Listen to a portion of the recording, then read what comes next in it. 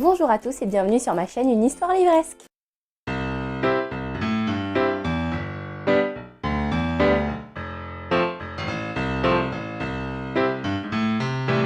Aujourd'hui, je suis très contente de vous retrouver pour vous faire mon bilan lecture du mois de février et je suis assez fière de moi puisque j'ai lu en tout 12 livres, 6 mangas et 6 romans. Alors, au mois de février, j'ai commencé à lire le manga Happy Mariage de Maki Enjoji, publié aux éditions Kazé, qui est un shoujo, tout ce qui est de plus classique. On va suivre l'histoire de Shiwa, qui est une jeune femme employée dans un grand bureau, une grande enseigne, et qui va avoir énormément de dettes à cause de son père qui a énormément de dettes dans l'entreprise où elle travaille, et du coup elle va être obligée d'épouser Okuto, qui est le fils héritier de la personne qui contrôle toute la société. Et du coup, ce manga va nous raconter son histoire avec Okuto, comment elle a fait pour emménager avec lui, comment elle a réussi à créer une relation avec lui. Et l'auteur nous parle un petit peu des femmes au Japon qui sont obligées de se marier en un sens, parce que sinon elles sont tout de suite catégorisées de vieilles filles. Et du coup, c'est vrai qu'on va voir Shiwa dans sa nouvelle vie de femme mariée, comment est-ce qu'elle va faire pour réussir à créer des liens avec son fiancé alors qu'elle ne l'a même pas choisi.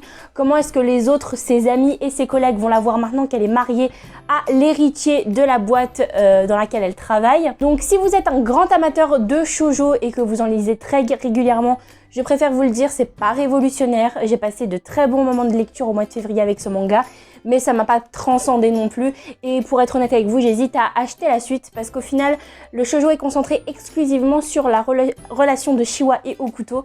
Et on n'en apprend pas tant que ça sur les autres personnages. Ils sont vraiment là juste pour encadrer le couple principal.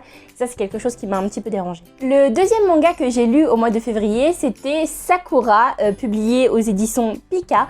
Et vraiment, ce manga, j'ai adoré le lire tout au long du mois de février. Pour être honnête avec vous, je lisais à peu près 1 ou 2 chapitres tous les soirs avant de m'endormir. Et j'ai vraiment adoré parce que je sais pas si vous êtes dans mon cas, mais personnellement, je regardais l'anime Sakura quand j'étais petite. J'ai même appelé mon chat, qui était un mâle, Sakura. Donc c'est pour vous dire à quel point j'étais fan quand j'étais petite du dessin animé. Et là, en fait, on va suivre l'aventure de Sakura, qui est une petite fille qui est en CM1. Et qui va avoir comme mission de récupérer les fameuses cartes de Clos qui se sont évadées du livre de Clos. Et en fait, chaque carte est possédée par un esprit ou une créature magique. Et son but, ça va être de capturer toutes les cartes, sinon un énorme cataclysme va s'abattre sur la Terre. Alors j'ai énormément aimé le personnage de Sakura et surtout le personnage de Tomoyo qui est sa meilleure amie, on peut dire déjà. Elle apporte quelque chose de dynamique au manga et pour tous les fans aussi qui regardaient Creamy, qui est aussi un manga de Magica Girl, Keto, son petit compagnon à Sakura, m'a énormément fait penser à Sissi et Simon. Je ne sais pas si vous allez vous rappeler de ça. Ces deux petits chats qui accompagnaient tout le temps Creamy et qui étaient un peu son guide par rapport à ses pouvoirs magiques et par rapport aux objectifs qu'elle se fixait en fait. Et bah Keto, il va avoir exactement le même rôle. Il va accompagner Sakura dans toutes ses aventures et il va être son guide pour la renseigner sur toutes les créatures magiques. Et c'est un personnage qui m'a fait mourir de rire. Juste une petite chose qui m'a dérangée dans ces 2 premiers tomes, c'est que dans les 2 tomes, en fait, on va voir des relations qui sont en train de se mettre en place ou des personnes qui ont des sentiments les uns envers les autres, mais on voit très clairement qu'il y a une énorme différence d'âge entre les personnages. Alors, Sakura, par exemple, elle est amoureuse du frère du meilleur ami de son frère et il est au lycée, alors que Sakura est en CM1. Donc déjà, il y a ce petit truc et dans le tome 2, là c'est véridique, hein. Ce que je dis c'est pas des blagues, c'est vrai, hein, c'est pas une blague. Il y a un professeur qui va offrir une bague de fiançailles à une de ses élèves qui est dans la même classe que Sakura. Donc le professeur il doit avoir au minimum je pense 25-26 ans et il va offrir une bague de fiançailles à une petite fille qui est en CM1. Sinon en vrai ce manga il est juste sublime, les dessins comme je l'ai déjà dit sont fous, les créatures qui sont reliées aux cartes Clos sont vraiment magnifiques. Vraiment, le dessin, je crois, dans l'action, c'est ce qui m'a le plus plu. Le troisième manga que j'ai lu au mois de février, et je pense que ça va être l'un de mes plus gros coups de cœur de 2021. Je sais qu'on n'est que en mars, mais je pense que il n'y a pas à dire, ce sera un gros coup de cœur. C'est Le mari de mon frère de Gengoro Tagame, j'espère que je le dis bien, publié aux éditions Akata. Et en fait, ce manga va nous raconter l'histoire de ces 3 personnages que l'on voit sur la couverture. Donc on va avoir ce personnage-ci, je ne sais plus comment il s'appelle. Il s'appelle Yeshi. Et en fait, il élève sa fille tout seul, voilà.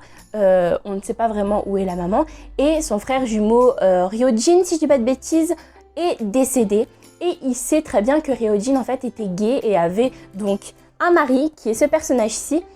Et un jour, le mari de son frère qui est décédé va frapper à sa porte pour lui dire qu'il aimerait regarder un petit peu tous les lieux où Ryojin a vécu, donc que ce soit chez lui ou même dans les alentours. Ce manga est pour moi une valeur sûre quand on veut vraiment parler de tolérance, quand on veut parler d'ouverture d'esprit, quand on veut parler aussi d'homosexualité, car la petite fille de Yachi va poser énormément de questions à son tonton sur l'homosexualité parce qu'elle en a jamais entendu parler. Elle va lui poser des petites questions super marrantes comme à un moment elle va demander à son tonton mais dis-moi tonton, du coup c'est toi qui jouais la femme ou alors c'était le frère de mon papa qui était la femme dans le couple. Et j'aime trop parce que du coup son papa il va être en mode non mais attends, mais moi aussi je me pose cette question. J'espère vraiment par contre que c'est pas mon frère qui jouait le rôle de la femme parce que genre ça va me poser problème et tout. Et en fait le mari de Ryojin va clairement lui dire non mais écoute, on est tous les deux des hommes, on s'aime, il n'y a pas de femme dans le couple, je jouais le rôle du mari et il jouait le rôle du mari. Vraiment c'était trop marrant parce que vraiment le papa de la petite fille quand elle posait des questions à son tonton sur l'homosexualité, il avait vraiment en fait des questionnements d'une personne qui ne s'y connaît absolument pas, mais c'est des questionnements extrêmement gentils et bienveillants. Il va juste se demander mais comment ça se passe quand ils sont tous les deux. C'est assez curieux, il va être intrigué, mais jamais il va faire preuve de discrimination, je trouve. Il va accueillir son beau-frère les bras ouverts, et même si il sait pas trop comment parler avec lui, parce que bah voilà, ça l'intrigue et je dirais même que ça lui fait un petit peu peur d'avoir une personne homosexuelle sous son toit. Je trouve que c'est vraiment un magnifique manga qui pourrait plaire à tout le monde. Les dessins sont extrêmement sympas. Il y a énormément de détails. On va passer au roman et le premier roman que j'aimerais vous présenter aujourd'hui, c'est Prince Captif. Oula, je ne sais pas le dire. C'est Prince Captif de C.S. Paka. Le premier tome qui s'appelle L'esclave, publié aux éditions Brajlon. Et pour être honnête, ma lecture du Prince Captif, pour être honnête, je suis extrêmement mitigée. C'est-à-dire que je l'ai lu extrêmement rapidement. Je l'ai lu, je crois, en moins de 24 heures. Parce qu'honnêtement, il n'est pas très grand. Il doit faire... Oui, il fait moins de 300 pages. Donc en vrai, ça se lit assez rapidement. Les personnages, je les trouve très intéressants. La relation qu'ont les deux personnages principaux, qui sont Laurent et Damen, pareil, très intéressant. Mais je n'ai pas du tout été convaincue par l'univers. C'est-à-dire qu'en fait, là, on nous dépeint un univers gréco-médiéval. Voilà, il y a un petit mélange des deux. Et l'univers n'est pas du tout développé. En fait, j'ai vite compris que l'auteur voulait appuyer réellement sur les mœurs de ce livre. En fait, elle veut vraiment nous dépeindre les mœurs extrêmement barbares du clan, du royaume de Ver, donc qui est dirigé par Laurent. Et en fait, ça va parler de pédophilie, d'esclavagisme, de viol. Et il y a énormément de scènes sur ces sujets-là. Donc on sent bien que l'auteur n'a pas envie de glorifier ces différents... Mais il y a trop de scènes. Voilà, il y a trop de scènes par rapport à ça. Je pense vraiment que ce livre n'est pas à mettre entre toutes les mains. Et honnêtement, si j'ai pris ce livre, c'est parce que j'attendais réellement une romance entre Laurent et Damen. Et pour être honnête, sur ce premier tome, la romance, je l'ai clairement pas vue. Il y avait des petites scènes un peu de tension entre les deux personnages, mais elles n'étaient pas ouf. Vous voyez ce que je veux dire? Ça avait toujours un rapport de près ou de loin avec le sexe. Et la romance, pour moi, elle était quasiment inexistante. Moi, je sais que je vais m'acheter la suite parce que je suis très curieuse de savoir comment ça va se passer pour Laurent et Damen. Surtout que Damen, en fait, est l'esclave de Laurent. Ils sont tous les deux princes de pays qui sont en guerre. Et Laurent ne sait pas que Damen est le prince du pays contre lequel il est en guerre. Donc en fait, il torture et il utilise Damen comme son esclave sexuel, alors qu'il ne sait absolument pas qu'il a en face de lui le prince ennemi en fait. Et rien que pour ça, je pense que je vais acheter la suite, mais j'espère sincèrement que dans le deuxième tome, l'univers de ce roman sera beaucoup plus approfondi. Parce que pour être honnête là-dessus, je suis vraiment restée sur ma faim. Deuxième roman dont j'aimerais vous parler dans cette update lecture, c'est Jeu insolent de Emma Green, publié aux éditions Addictive. Et donc c'est un deuxième tome. Le premier tome s'appelle Jeu interdit, si je dis pas de bêtises. Alors, le premier tome a été un réel coup de cœur. Je l'ai déglingué en 2 jours, en sachant que sur la fin, j'ai fait une nuit blanche et je crois que je l'avais fini vers 6 h du matin, quelque chose comme ça. Et donc j'en attendais énormément de ce tome 2 et je vais vous dire tout de suite pourquoi. Dans le premier tome, on va suivre Liv qui est une adolescente, elle vient d'avoir 18 ans et en fait son papa s'est remarié avec une jeune femme qui a un fils qui est un petit peu plus âgé qu'elle, qui s'appelle Tristan. Et Tristan a aussi un petit frère de 3 ans. Et du coup, Liv et Tristan vont avoir une histoire d'amour et donc forcément ça va être une histoire d'amour compliquée vu qu'ils sont techniquement demi-frères et demi-sœurs par alliance. Et du coup, on va suivre leur aventure tout au long du livre. Et moi, j'avais signé pour ça au début. Voilà, de la romance à 200%. L'auteur, pour le premier tome, nous met à la fin du livre un énorme événement qui vient tout bouleverser, qui m'a mis une claque dans la tête. Je crois que c'est les 100 ou 200 dernières pages où vraiment ça n'a rien à voir avec la romance.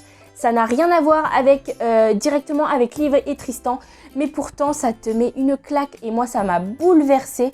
Et c'est surtout pour ça que j'ai acheté le tome 2. C'était que j'achète le tome 2, toute contente, je me dis yes, je vais enfin avoir les réponses à mes questions.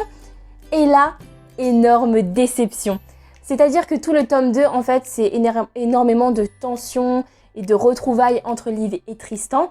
Sauf qu'en fait, les questions que je me posais sur le bouleversement fin tome 1, c'est quelque chose qui va arriver que très tardivement. J'ai été déçue, mais à un point, j'étais dégoûtée parce que le tome 1 m'avait vraiment... Ça a été un crève-cœur le tome 1, surtout vers la fin. Et là, ce tome 2, j'ai été déçue à 200%. Donc en vrai, si vous recherchez une romance qui tient la route, qui est belle, qui est profonde, avec des bouleversements et des dramas en veux-tu en voilà, je vous conseille Jeu interdit, le premier tome. Ensuite, sur ce mois de février, j'ai lu Rebecca Keane de Cassandra O'Donnell, publié aux éditions J'ai lu dans leur collection Dark Light. Et en fait, pour être honnête, c'est une relecture. J'avais déjà lu les 6 premiers tomes depuis que je suis au lycée jusqu'à l'année dernière. Sauf que le tome 7 est enfin sorti. Et du coup, pour faire honneur à Rebecca Keane, eh bien, je les ai relus. On va suivre l'histoire de Rebecca Keane qui arrive à Burlington. Et en fait, Rebecca Keane, on se rend compte très rapidement que ce n'est pas une femme ordinaire et qu'elle a des pouvoirs. Et en fait, les créatures fantastiques dedans sont très monnaie courante. Donc vous allez avoir des chamans, vous allez avoir des métamorphes, des vampires, des loups-garous, des potionneuses. Voilà, toutes ces créatures sont catégorisées. Et il y a à Burlington une grande assemblée. Voilà, une assemblée avec des chefs qui représentent tous ces groupes de créatures. Et ils vont très vite se rendre compte que Rebecca ne rentre dans aucune case. Voilà, elle a des pouvoirs magiques. Donc tout le monde se dit oui, c'est une potionneuse. Voilà, ça a l'air logique, elle fait des potions et elle lance des sorts. Sauf qu'en fait, elle n'a pas besoin de faire de potions pour lancer ses sorts et on se rend compte que son pouvoir est 100 fois plus puissant que les potionneuses. Car oui, les potionneuses est le groupe de créatures magiques qui sont les plus faibles de base et elle possède un pouvoir immense. Donc si vous n'aimez pas ces histoires un peu enquête policière et que pour du beat lit vous recherchez vraiment de la romance full, je vous le conseille pas. Pour vous donner un ordre d'idée, je sais pas si vous avez lu Charlie Davidson, mais ça va être un petit peu dans le même genre. Et enfin, j'ai kiffé, là j'ai lu les 2e tomes, je pense sincèrement que pour le mois de mars, je vais me faire le tome 3 et le tome 4, voilà, je vais me faire un petit peu plaisir. Et je vous le conseille, franchement cette saga à 200%. Et juste pour dire aussi, Rebecca Keane, dans Rebecca Keane, Bess, must personnage féminin pour moi. Franchement, dans Rebecca Keane, Bess c'est la queen. Ensuite, j'ai lu au mois de février The Mortal Instrument de Cassandra Clare, publié aux éditions Pocket Jeunesse. Là, on est sur la trilogie Les Origines, le premier tome qui s'appelle L'Ange Mécanique. Dans ce livre, on va suivre... Oula, je n'arrive pas à parler. Alors, dans ce livre, on va suivre l'histoire de Tessa qui arrive en Angleterre par bateau. Elle arrive à Londres pour rejoindre son frère qui y travaille déjà depuis quelques années. Tessa ayant perdu sa grand-mère, elle va rejoindre son frère et du coup lui envoyer de l'argent, voilà, pour qu'elle arrive. Donc Tessa arrive au port et elle ne voit pas son frère, il n'est pas là, mais par contre elle se fait rapidement enlever et elle va découvrir un monde de créatures obscures, donc qui comprend des sorciers, des vampires, des loups-garous et des fées, et évidemment les Néphilim, des chasseurs d'ombre. Cette histoire est vraiment géniale. Si jamais vous voulez vous lancer dans les The Mortal Instruments, il faudrait que vous commenciez par la saga principale, Mortal Instruments, La Cité des Ténèbres. Voilà, c'est un conseil. Et cette lecture a juste été géniale, j'ai adoré ma lecture, franchement. Pareil, The Mortal Instruments, je pense vraiment que c'est toute trilogie et saga confondue, c'est vraiment mes livres préférés en jeunesse et je vous le conseille à 200%. Surtout si vous lisez beaucoup de jeunesse et que vous avez eu toujours un peu peur de commencer par les The Mortal Instruments, parce qu'il y a énormément de collections et de livres. Honnêtement, foncez, ça se lit très facilement. En plus, c'est écrit, je vais vous le montrer, hyper gros. Enfin, je vais vous présenter le dernier livre de ce bilan lecture et c'est La confrérie de la Dague Noire, le tome 18 de J.R. Wards. Celui-là, il s'appelle La confrérie de la... Non, il s'appelle... Ah oui, il s'appelle L'amant repenti. Ouvre tes yeux, Shirley, c'est écrit en gros ici. Et c'est publié aux éditions Milady. Alors, La confrérie de la Dague Noire, si vous ne savez pas ce que c'est des livres Beat en fait, qui va être exclusivement concentré sur des vampires. J'ai lu le tome 18 au mois de février et pour être honnête, je suis trop contente. Voilà, je l'ai kiffé, j'ai adoré cette lecture, mais j'ai été aussi un peu déçue. Alors, je m'explique. Au niveau de la romance, parce que oui, chaque tome raconte la romance de deux personnages et on les suit voilà, tout au long du tome. Cette romance-là, entre Sin et Joe, je ne l'ai pas du tout aimée. Voilà, pour moi, elle avait aucun intérêt. Je trouvais que c'était vraiment faire une romance pour en faire une. Après, vous allez me dire, au bout du 18e tome, peut-être qu'il fallait s'en douter. Mais par contre, tout ce qui se passe à côté, j'ai trop kiffé. C'est-à-dire qu'en fait, on va avoir beaucoup plus d'informations sur les dieux qui gouvernent en fait la saga de J.R. Ward. Donc sur l'Oméga et sur la Vierge Scribe, ça avance de ouf. Les combats sont juste magnifiques. Et pour tous les fans de Butch et de Vi, franchement là-dedans vous allez être servis à 200% et j'ai adoré ça. Butch va vraiment se poser énormément de questions sur ce tome, va vraiment se remettre en question en tant qu'homme, en tant que mari et en tant que destructeur. Voilà, pour ceux qui connaissent J.R. Ward, là vous savez très bien de quoi je parle. Et cette lecture, elle a juste été géniale, franchement géniale. Normalement, je ne devrais pas dire qu'elle a été géniale parce que quand on lit un livre de J.R. Ward, généralement, faut être honnête, c'est pour l'univers, c'est sûr, mais aussi pour la romance et pour retrouver tous nos personnages un peu chouchous. Voilà, on achète un livre de J.R. Ward, quel que soit le tome, on sait qu'on va retrouver nos vampires et nos fantômes, etc. préférés. Et dans ce tome-là, en fait, je m'en fichais totalement. Je m'en fichais, je voulais juste avoir le dénouement et avoir vraiment... le fin mot de l'histoire en fait entre l'Oméga et la Vierge Scribe, et vraiment quand je l'ai eu, j'ai pas du tout été déçue. Donc si vous êtes comme moi fan de la saga de J.R. Ward et que vous hésitez à acheter le 18e tome parce que ça commence à faire long, je vous assure que le tome 18 pourrait être une très belle conclusion, même si j'ai vu qu'elle allait sortir d'autres livres. Juste ce tome-là, une tuerie fatale. Voilà, c'est tout pour moi pour ce bilan lecture du mois de février. J'espère sincèrement que cette vidéo vous aura plu et que je vous aurai peut-être donné envie de lire quelques livres. En attendant, moi je vous retrouve dans une prochaine vidéo et je vous dis à la prochaine.